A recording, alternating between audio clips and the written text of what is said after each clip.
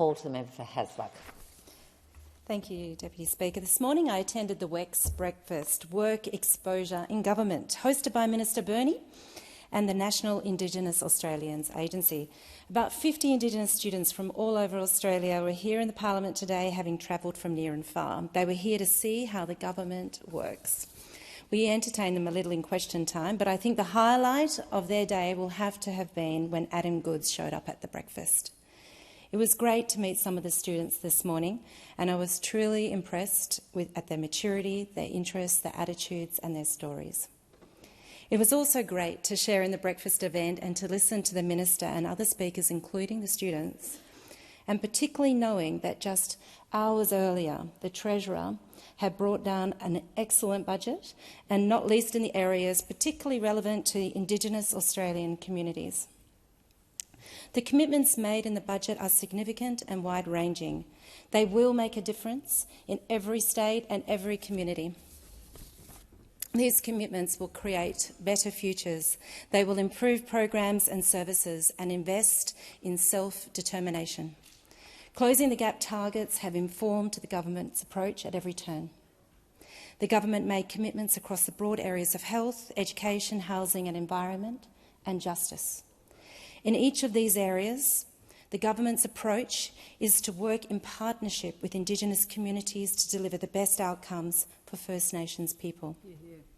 In the Indigenous health budget, there are provisions for the training of 500 First Nation health workers, vital health infrastructure, birthing on country, and a renewed focus on combating health disease and better renal care for diabetes.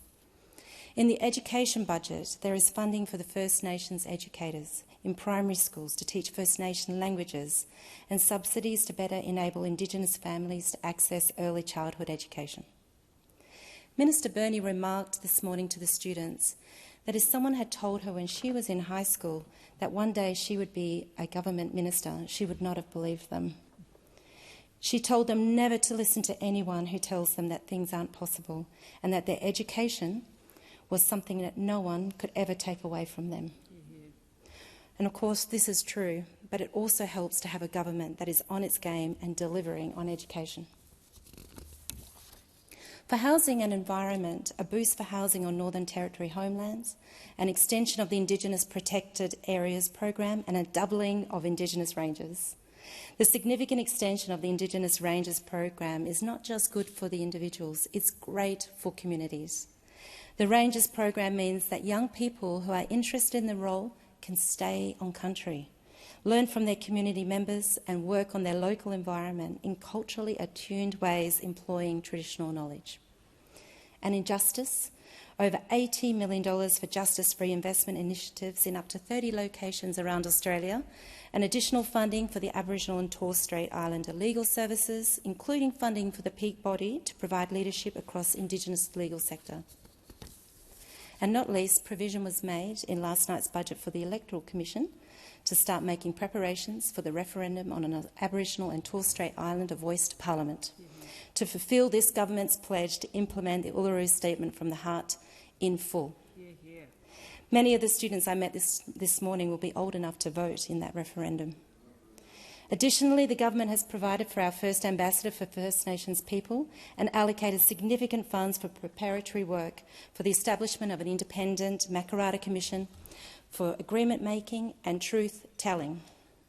The budget was a wellbeing budget, and not least in this portfolio area, where the budget seeks to support culture and language and community as well as individual wellbeing. Minister Burney told the students at breakfast this morning that she was once a school teacher.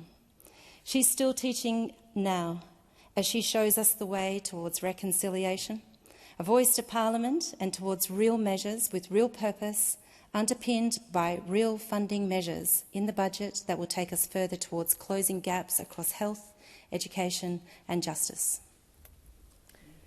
Thank you. I give the call to the member for Hawke. Thank you, Deputy